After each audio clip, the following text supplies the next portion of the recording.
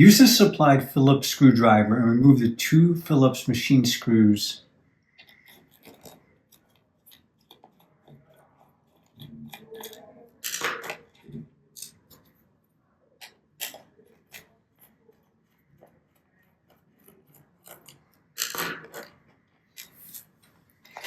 Carefully remove the back enclosure.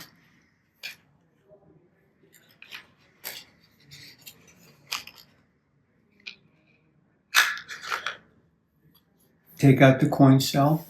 You can push it with the screwdriver.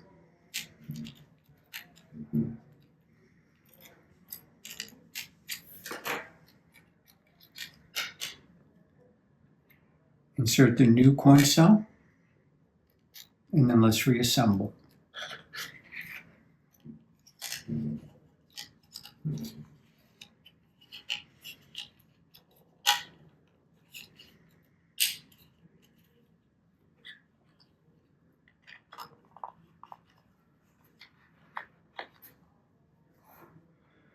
You might wonder, how long does the Skim Scan battery last? We have tested well over 5,000 insertions on a single battery. If the unit sits idle for over a week or months, it is a good note to use a new battery, as it may slowly deplete over time.